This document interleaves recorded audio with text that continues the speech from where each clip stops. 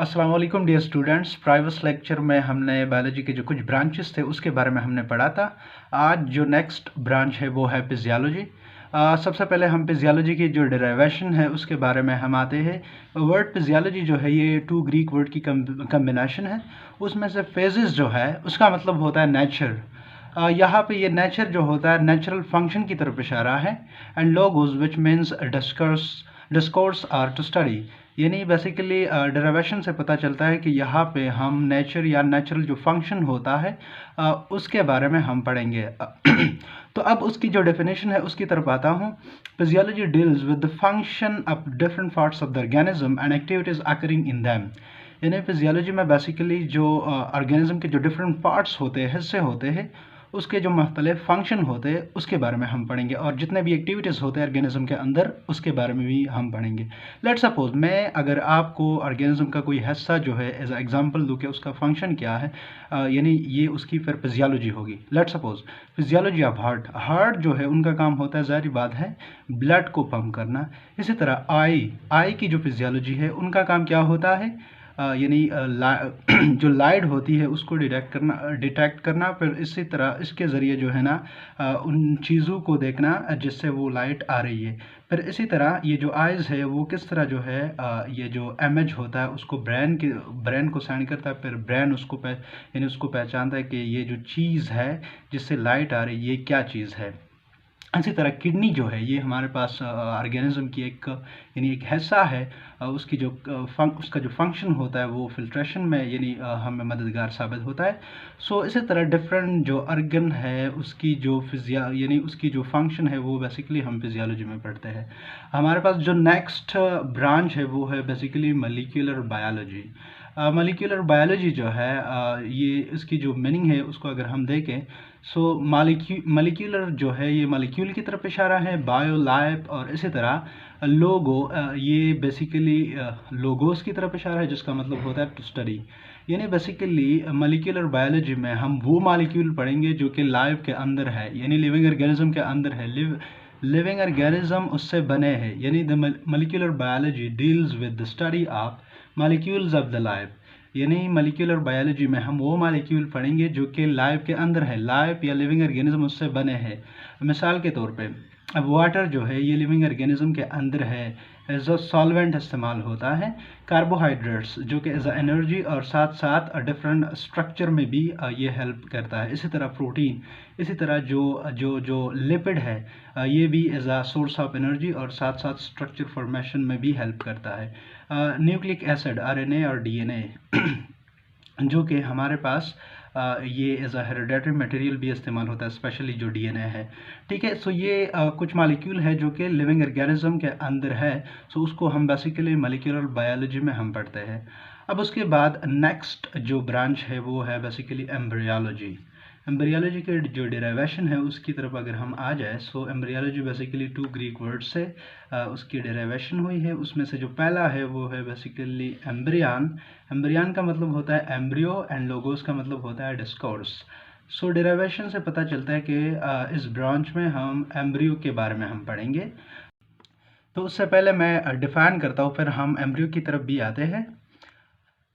It is the study of formation of embryo and development of embryo into new individual। यानी embryology में basically हम formation of embryo के embryo किस तरह बनती है एंड डेवलपमेंट ऑफ एम्ब्रियो, पर ये जो एम्ब्रियो है उसकी डेवलपमेंट किस तरह होती है into new organism, into new individual, यानी एक एम्ब्रियो से फिर किस तरह एक नया इंडिविजुअल बनता है। तो देखिए सबसे पहले तो हम ये पढ़ते हैं कि एम्ब्रियो क्या होता है, ये किस तरह बनती है। देखिए हमारे पास जो मेल से स्पर्म आता है, यानी स्पर्म आता है, इसी तरह फीमेल से ओवा आता है, फिर वो आपस में मिलते हैं, फिर उससे एक सेल बनता है by the process of fertilisation. उस सेल को बेसिकली ज़ाइगोट कहते हैं, फिर वो डिवाइड हो गए by the process of mitosis. Morula फिर उससे बनता है, फिर उसके बाद ब्लास्टोला बनता है, फिर उसके बाद गेस्ट्रोला, यानी डिफरेंट लेयर बनते हैं, फिर उससे एम्ब्रियो जो है बनता है, जो कि ये जो ड्यूरेशन है ये बेसिकली 1 मंथ से लेके यानी तीसरा जो मंथ होता है ड्यूरिंग प्रेगनेंसी, ये उस दौरान ये एम्ब्रियो बनती है।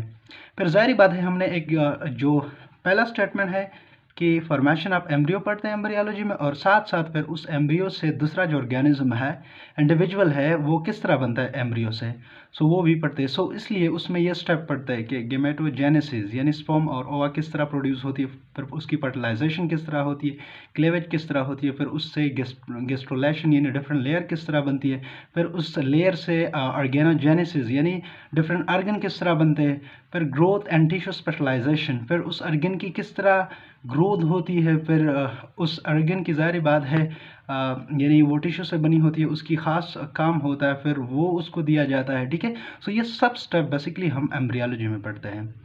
अब टेक्सोनोमी बेसिकली उसकी डेरिवेशन टू ग्रीक वर्ड से है, टैक्स जिसका मतलब होता है अरेंजमेंट, एंड नोमोस ला और नेम। सो यहाँ पे बेसिकली हम यानी वो प्रिंसिपल, वो उसूल पढ़ते हैं जिसके थ्रू हम अरेंजमेंट करते हैं किस चीज़ की, वो हम अभी डेफिनेशन में पढ़ते हैं। It is the study of naming and classification of organism into group and सब ग्रुप, यानी ये बेसिकली यहाँ पे टेक्सोनोमी में हम नेमिंग के बारे में पढ़ते हैं, और साथ साथ क्लासिफिकेशन ऑफ ऑर्गेनिज्म यानी ऑर्गेनिज्म की नेमिंग, और साथ साथ उसकी जो क्लासिफिकेशन है इनटू ग्रुप एंड सब ग्रुप।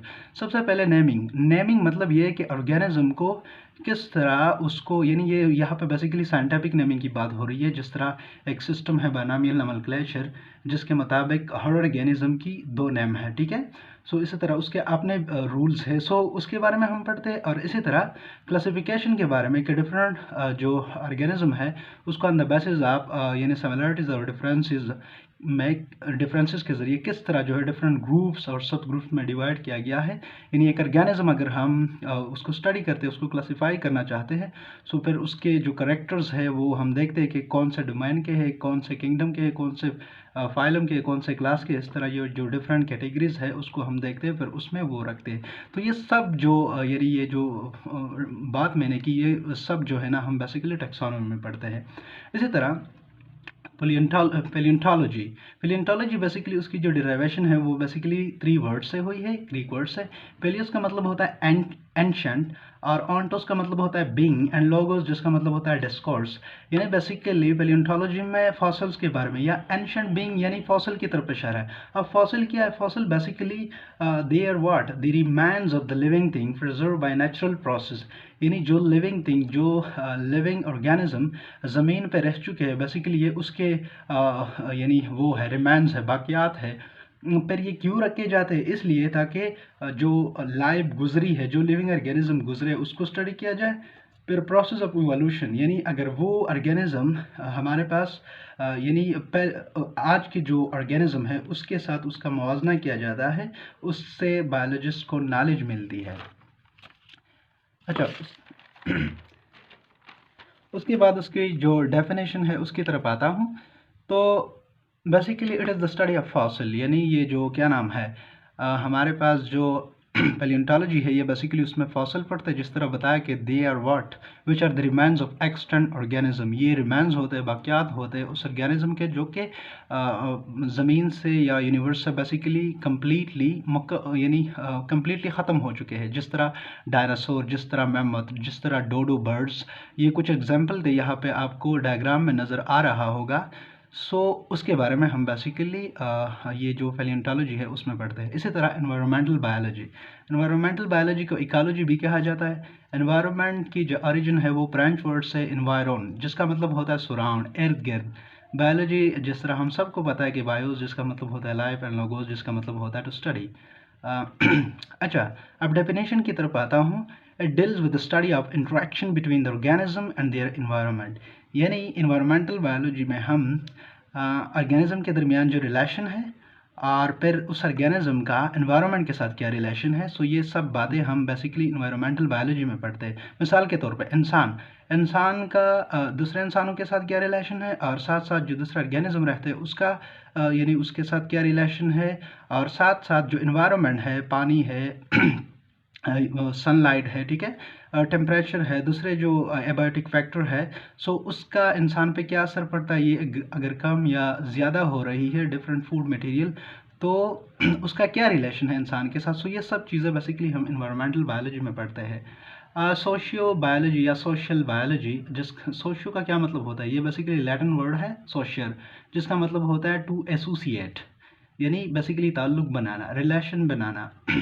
सो डेफिनेशन की तरफ आता हूँ। This branch deals with the study of social behaviour of the animal that make the societies and the beneficial relationship among the animals living in the same area. यानी उसमें basically हम जो animal है, वो एनिमल जो कि societies बनाते हैं, उसकी जो बेसिकली सोशल बिहेवियर होती है वो हम पढ़ते हैं। माशरे में, एक सोसाइटी में उसकी जो बिहेवियर होती है, आदात होती है, वो पढ़ते हैं। और साथ साथ उस ऑर्गेनिज्म का जो एक दूसरे के साथ बेनिफिशियल रिलेशनशिप, यानी एक मुफीद रिलेशनशिप दूसरे ऑर्गेनिज्म के साथ जो कि उसी एरिया में रहते हैं, जिस एरिया में ये ऑर्गेनिज्म रहते हैं, सो वो भी पढ़ते हैं। ठीक है, मिसाल के तौर पे आप सोशल बिहेवियर, इंसान जो है एक जिस सोसाइटी पे रहते हैं वहाँ पे उसका जो बिहेवियर होता है, मिसाल के तौर पे एक इंसान अगर जुल्म कर रहा है, सो ये उस जुल्म का जो असर होता है दूसरे सोसाइटीज़ के मेंबर पे भी होता है। या कोई क्राइम करता है, सो उस क्राइम का ज़ाहिर बात है दूसरे ऑर्गेनिज्म पे, दूसरे इंसानों पे करता है, सो उसका दूसरे इंसानों पे असर होता है। इसी तरह रेसिस्ट एक्ट या कोई ऐसा एक्ट करता है जो कि नस्ल परस्त हो, यानी नस्ल परस्त होना, कोई किसी नस्ल को जो है ना यानी उसको ख़तरा हो, सो ये सब जो है ना बेसिकली सोशल बिहेवियर होते हैं जो कि उसका दूसरे इंसानों पे असर पड़ता है। इसी तरह दूसरे जो एनिमल है, बर्ड्स है, सो उसमें मैटिंग पैटर्न के किस तरह जो है वो एक मेल और फीमेल आपस में मिलते हैं। टेरिटोरियल फाइट, यानी एक टेरिटरी में जब रहते हैं तो किस तरह वो क्यों एक दूसरे के साथ जंग करते हैं। ठीक है, सो ये सब बेसिकली हम सोशियो बायोलॉजी में पढ़ते हैं। So that is enough for today. Thank you very much.